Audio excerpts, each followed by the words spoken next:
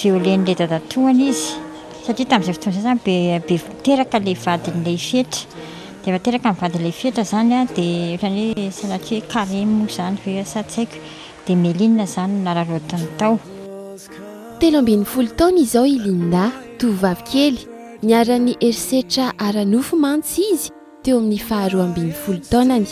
Bevoka noho izany izy ary teraka ny niavo, zazalahy kely izay tomady tsara amin'izao fotoana izao, taona sy 7 volana ary efa mianatra mandeha. Isandro tovovavy kely lasa reny tsy fidiny no raisy ny fikambanana fitiavan-tanana.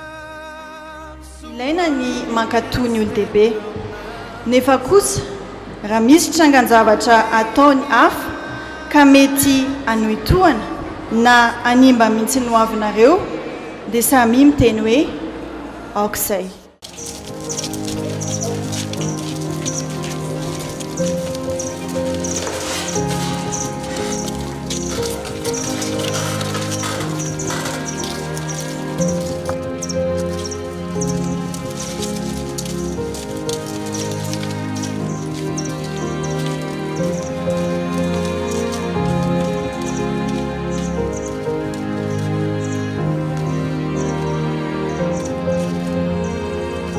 Nianarako Melina Menjanary Linda dia mipetraka ety Amerika Tosika. Dia izaho zao mananjanaka iray dia efa bevoka faharoa zao efa manambady fa vita raharaha tamin'ny tapa-bolana.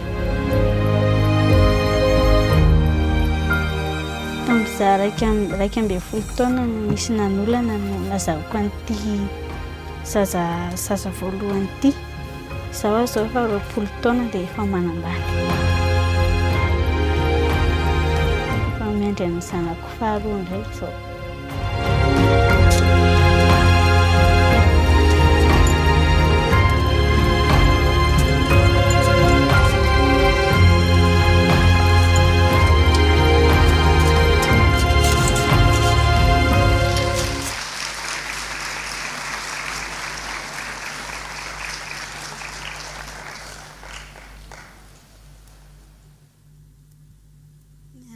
Tompoko nianarako Melina Menjanary Linda tamin'ny zaho 12 taona no niaran'ny fanolanana dia nananjanaka ray dia amin'izao aho zao efa manambady efa vita soratra.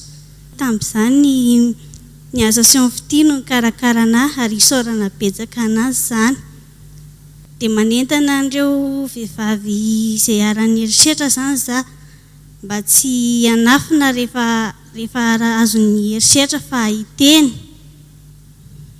Dia misaotra betsaka tamin'ny tsy nanadinanay hatramin'izay, mbola natsiaranay foana amin'izao.